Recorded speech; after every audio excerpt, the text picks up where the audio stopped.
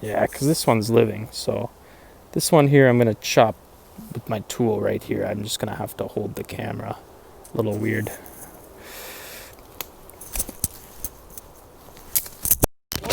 Camera went flying. Headphones came out. That's a little bit of a disaster. You guys still there? Okay, let me get the headphones plugged in.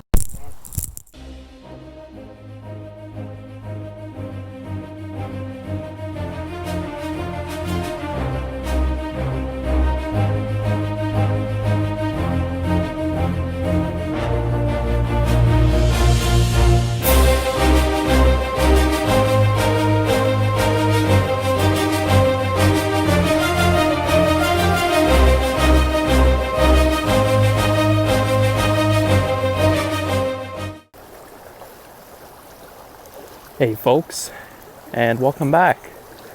I'm out here again, despite being chased out of here by what sounded like a herd of elephants. But I hope you enjoyed that little video. It was quite frightening for me, but I decided to edit it for you guys, put a little bit of music in there, and make it pretty entertaining. Wow, this here looks like a giant piece of magnetite, but we'll get into that a little later. So I wanted to bring you a nice video here on flint knapping and how to make your own tools. And they can be very effective. And if you find yourself stranded without any tools, having a knife or an axe or even a hammer can be super handy and efficient, and make your life just that much easier. Use less calories to get more done. So before we get into actual knapping, I just wanted to give you a little background information on flint knapping and some of the common rock types and minerals that are good, that are mainly used and that are good for longevity and effectiveness. So, and also tell you about some rocks and some minerals that can be great for tools to help you make your flint knife blades and etc. So you don't have to use flint, but basically you're going to want to find a mineral or rock type that doesn't have any type of cleavage, basically. So there's a lot of rocks and gems and minerals that have certain cleavage planes, and basically the rocks you'll want to look for are stuff such as flint or other minerals in the Chert family, and obsidians. Limestone is even great. I've found quite a bit of andesite out here, which has been working absolutely great. And basically all these rocks, what they have in common is they have pretty high densities, which is what gives it its longevity, but also they have very similar qualities in the fact that they have no particular cleavage, or what we call in geology terms, conchoidal fracture.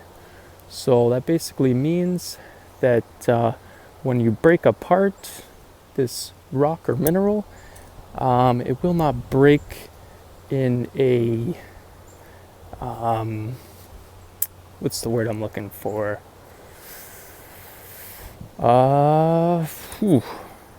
It's not there. I'm sorry, but basically, it won't have a certain cleavage plane. So when it breaks, it won't break off as a square or etc. And basically, conchoidal fracture means that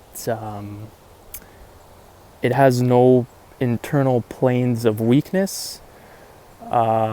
So basically, it's very strong, it's very dense, and it doesn't have a specific cleavage plane that runs internally, making it extremely efficient and strong for tools. So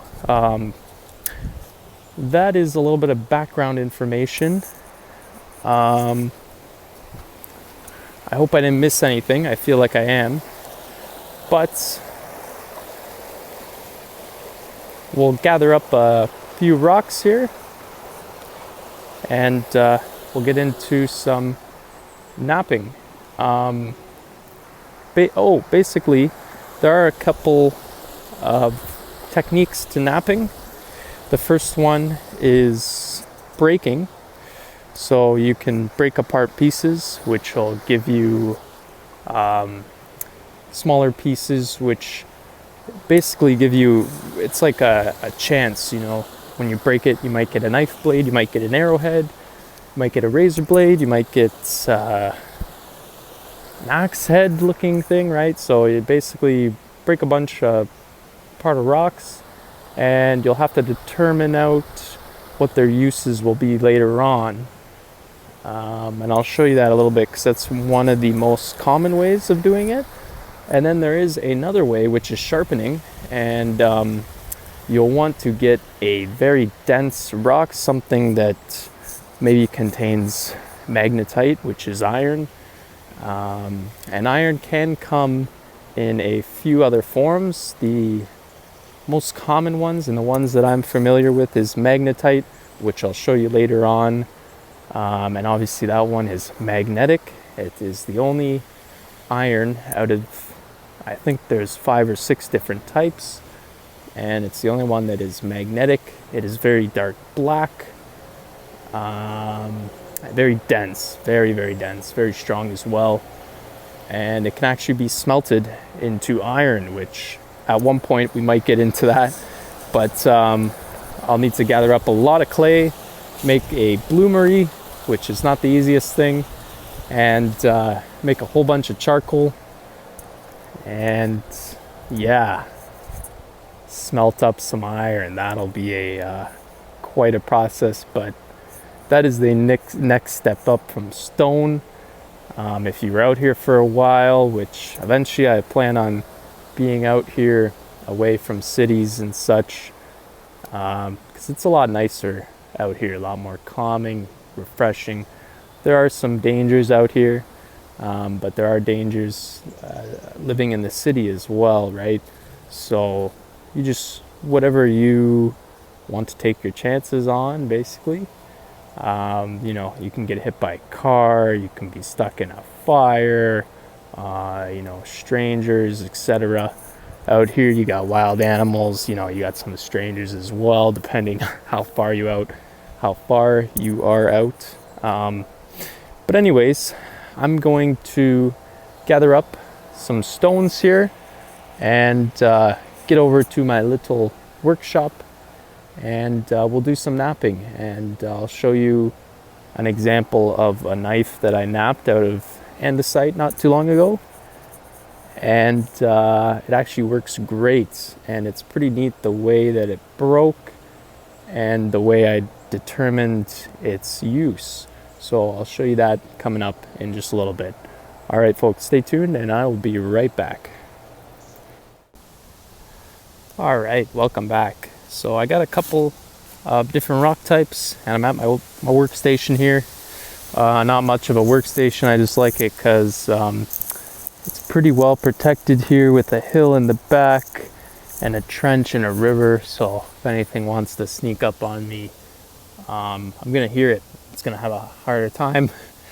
So anywho, I got a couple of different examples of rock types here, and what I forgot to mention in the last video on some background information was basically the rock types that aren't so good for flint making. There are quite a few.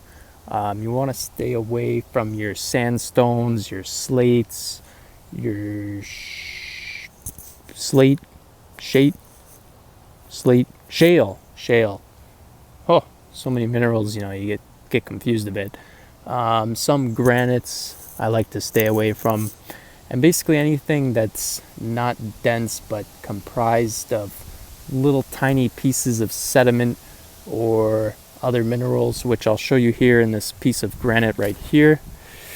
Those are ones you'll want to stay away from, because it will give you quite a sharp tip here, which you can see. That is pretty sharp there. It could probably cut through a branch, but it's extremely crumbly.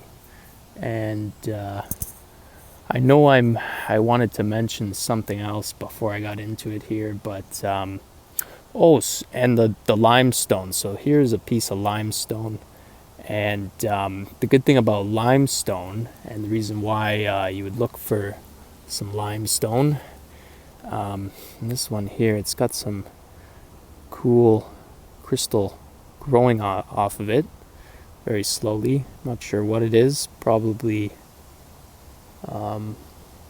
some calcite most likely, but the reason why you would look for limestone and use limestone is because it'll often contain veins of flint or other cherts, which are very good. So when you break that apart, you might find a big pocket inside, and that's where flint will usually be found, apparently, is within limestone. And right here is my Andesite Rock, which I broke apart, and you can see it was kind of like this at one point, and it broke beautifully into this nice, pretty usable, pretty safe knife. And what I use it for is, because here's the sharpest point, you can see where I've cut a little bit there. What I use it for is cutting small to medium sized branches. I just put them in there and I pull down, and it works absolutely beautifully. So that's what I decided to use this one for. This part here that broke off, it has a very nice sharp point right here, and so it's not the best, but it could be worked a little bit better. And I use it kind of as a chopping tool there, chop, chop, chop, chop, chop, right? And it works pretty well. So those are the couple that I ended up making and saving because they worked great. And before we get into the granite with the shiny mineral in there that kind of looks like gold and kind of has some green crystallization and white crystals and some pink crystal, believe it or not. That's what that is, that pink material. We'll get into that in just a sec. I just wanted to show you the efficiency of this cutting blade for cutting smaller branches. So if I can show it, it might be kind of difficult, but basically I'll try to do this one because it's got a nice easier thing. So this is a nice living branch here. It's not dead or anything. And line up my tool there, and heard a couple of branches breaking. Not quite as loud as last time, but could just be a little deer.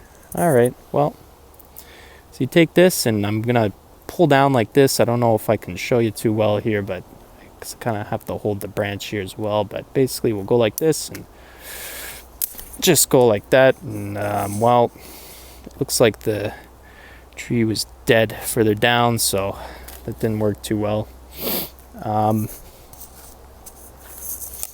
Yeah, that branch is a little too dead as well. Whew. Well, should have found you a tree here for an example before I did this, but what about this one here? That one's really dead as well. Okay, well, we'll go back to this one. Yeah, because this one's living. So this one here I'm going to chop with my tool right here. I'm just going to have to hold the camera. A little weird.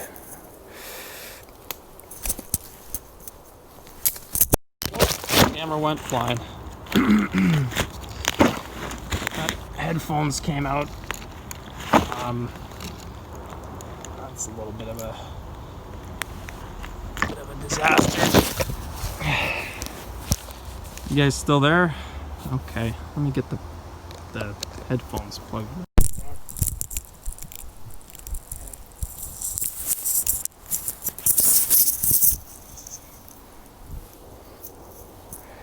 Well, that was probably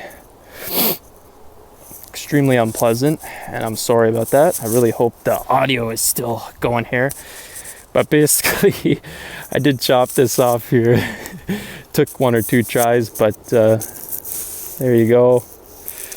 Cut right off. Camera is not wanting to focus on it, but there we go. All right. So before I break my phone and my headphones and everything, I'm just gonna pause the video and make sure that the audio is still going, and we'll get back into what these other couple of rocks here I have. All right, stay tuned, guys. Okay, so welcome back. It looks like the audio is still going and everything. I just wanted to make sure. Quite a little trip you guys took there. Anyways, so found a little cool little piece of granite, quartz in there, potassium feldspar. So let's look at this here. I'm not sure exactly what those green gems are there. It could just be a green variation of quartz, something, some kind of impurities got in there. But you can see that those white crystals are most likely quartz. Could be a little bit of calcite. The way you would determine that is by using hydrochloric acid, and quartz will not dissolve, whereas calcite will.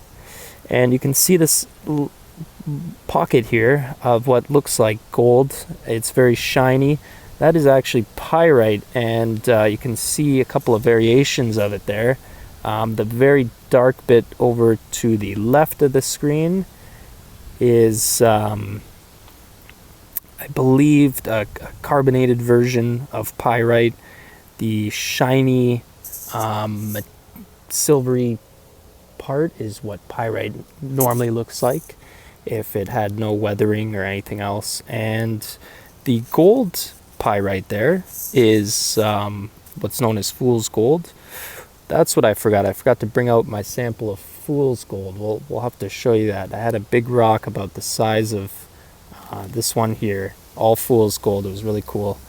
But basically it is sulfated, so it's a pyrite sulfide. I'm not sure exactly what it's called, but it has sulfated, and that's what's giving it its gold color. So pyrite, I don't know if you're gonna be able to see that there too well, but it takes on a very cubic form, which you can see that pretty distinguishedly in real life here. And the pink mineral and stuff, not sure what's going on with the camera here, but the pink material there is potassium feldspar crystals, and they'll be very cubic in nature as well, and they'll have that pink, very pink form. So this whole rock here, which is a granite, is composed of all these tiny little quartz, pyrites, calcites, and some other sedimentary rock here on top with some potassium feldspar and pyrites and etc. And the reason why is it looks very similar to my good working tool. You can see there, it's kind of like a miniature version. But the reason why it's so bad is because it's extremely brittle. So I can basically crack this just like this. As you can see there, bam, broken. A lot of the time you can pick bigger pieces of quartz crystal right out of there with your fingers. So that's why this stuff is not the best for making tools with. And here's another example of a granite. This one has a lot less quartz and it's more sandstony in nature. It's still got the pyrites in there and the potassium feldspar in there. And this part, it actually broke off. And again, I can break that as well with just my hand, which is not the best, but you can see the nice layers there on the inside of mineralization, which is pretty cool. So now to get into the rocks that do work well. So I got a rock here which I'm not sure works well or not, but come on camera, there we go. This is a rock of quartzite, and the reason why I know it's quartzite is because it's extremely dense, but also you can see the quartz mineralization in there pretty easy, although it's not going to be as a crystal mineralization, but it's going to be more massive in nature. You can see it all there and some more around there.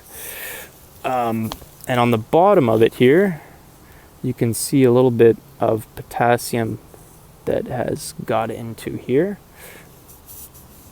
which is that pinkish color. So this one here, we'll try to see how well it works for making tools. I'm not sure.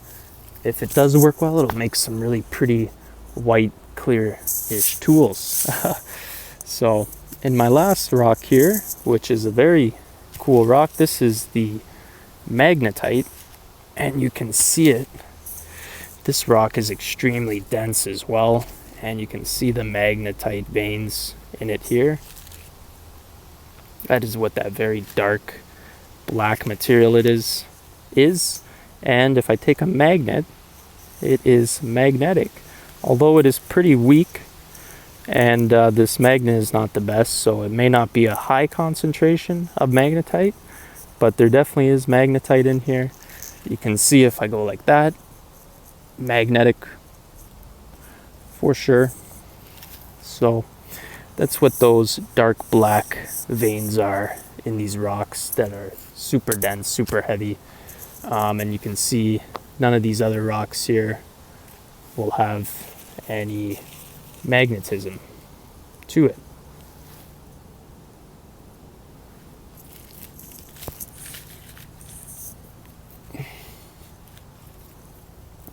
Just don't want to lose my magnet. Not even the granite, which has the pyrite,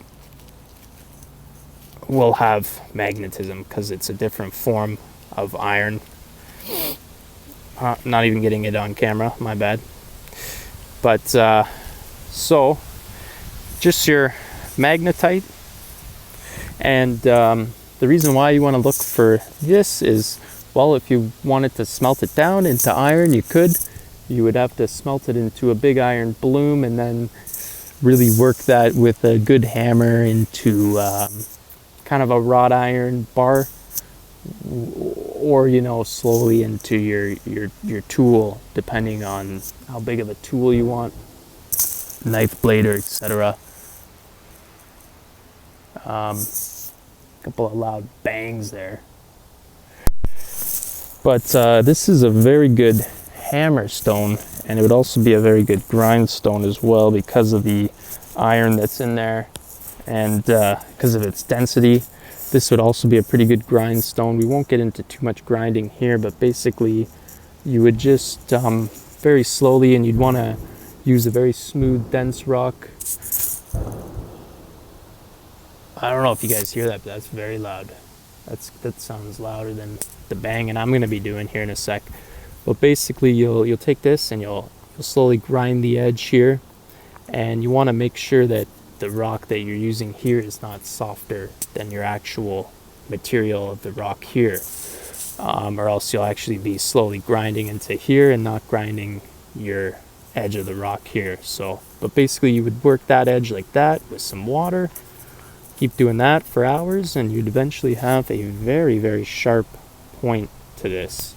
And you could also work it into a more modernized shape as well. So, but we're going to get into some smashing and some fracturing here. And we're going to take our hammerstone, which is our magnetite, and you could actually break this.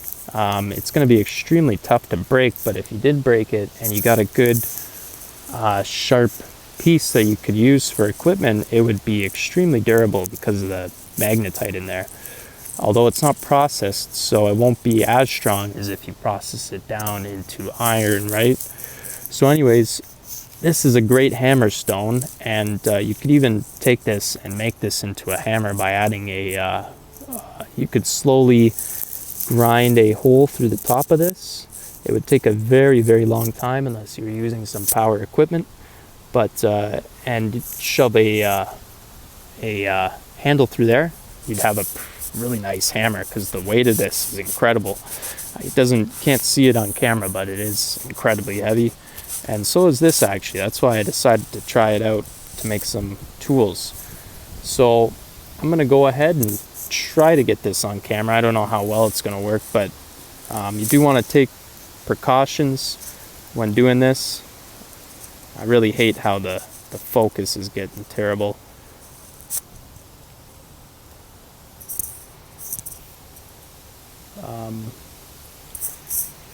Yeah, I wish it would just autofocus here.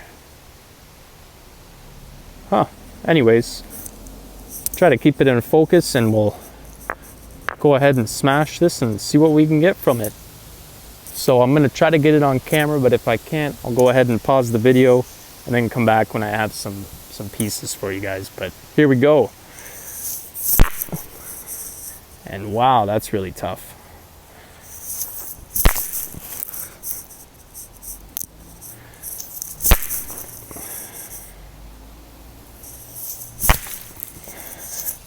And there you go, you can see. Wow, that is a tough material, but my hammerstone took it pretty well. But you can see a little piece starting to fracture off there.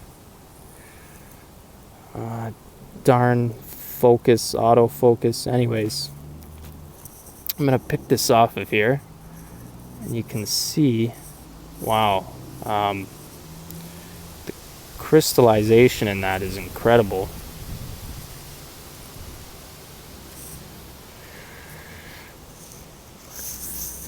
I don't know how well it's going to be for tools because of the way it cracked open, but yeah, crystallization in there is really cool. I'll crack it open just to show you guys how neat this is.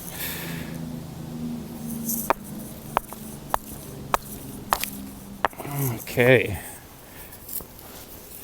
so that's how I know that it is quartzite. This whole rock, you can see the internal characteristics of this.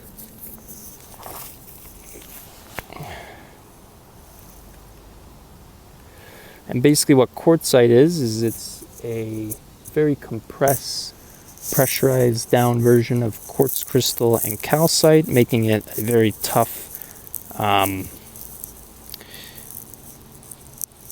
very, very tough, dense rock that's very, very pretty actually as well.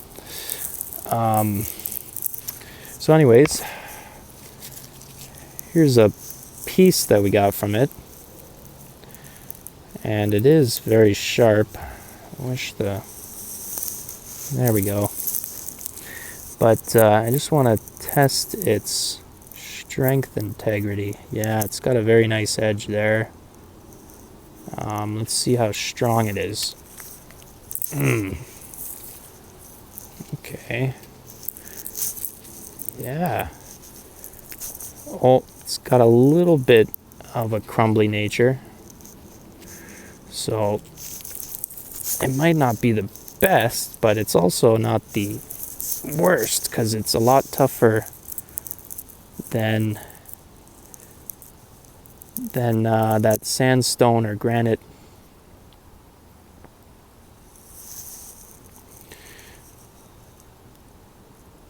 So that I'm gonna keep because it's got a really nice kind of razory blade to it here.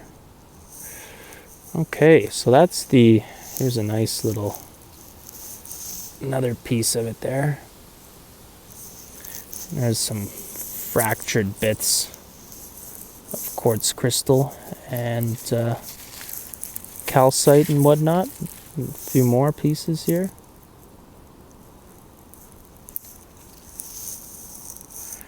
Okay, so that I would almost use as like a razor blade. It's pretty sharp. You could use it for carving as well. Very dense. I'm very surprised to see a piece of quartzite. It might just be a whole rock of quartz. It could be just in massive mineral form, which it does have conchoidal fracturing. It's just depending on how tightly packed the crystals are, that'll determine its strength. So that's the quartzite or quartz rock. It was pretty tough to get through, but not as tough as some stuff. I'm gonna actually bring that whole specimen home because it's pretty neat. I like it. You can get some nice crystals out of there.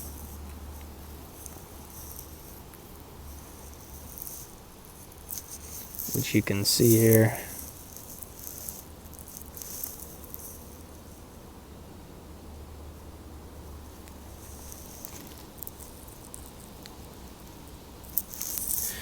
So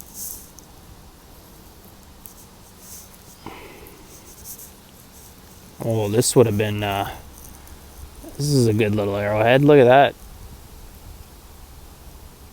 Cool. So that's the one little cool thing, is finding all the little pieces afterwards and picking them up. Oh, I had to stand up a bit. The way I was sitting was pretty bad. I wanted to get another shot of this quartz rock, or this quartzite. It's very cool. Pure quartz. Very cool. Make some quartz weaponry. Okay, so let's get into the next one here, which is the limestone, and we'll whack that up a few times and see what we can get out of it. Whoa. Let's switch up the spot a bit here. Oh yeah, look at that. A lot easier to break than the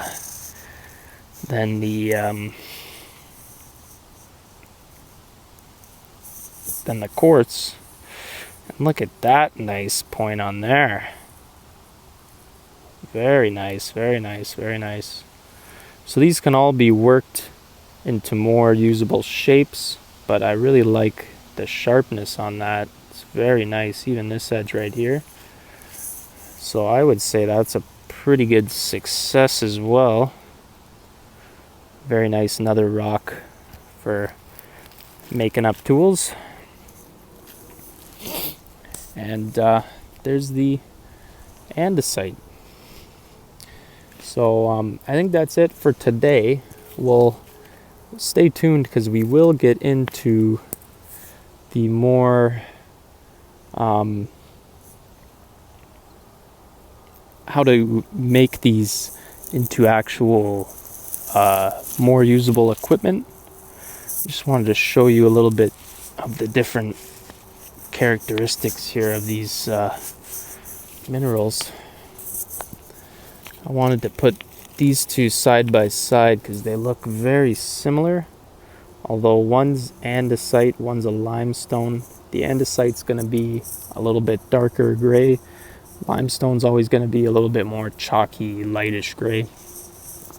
Granite, which is not good, and your quartz.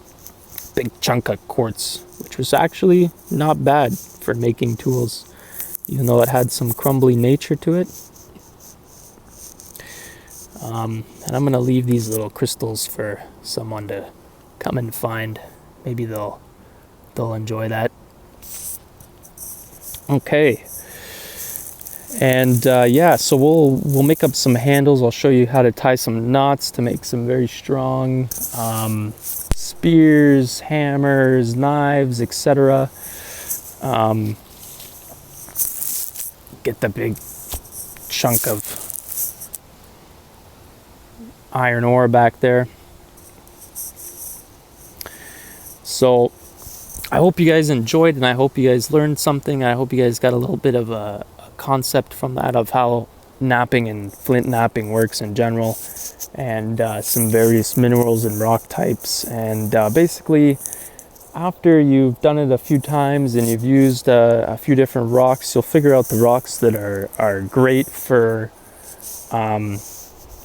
working and making equipment, and you'll find out the rocks that are good for using as hammerstones, and you'll find the rocks that are not so great for making equipment with. So stay tuned, because that'll be an upcoming video.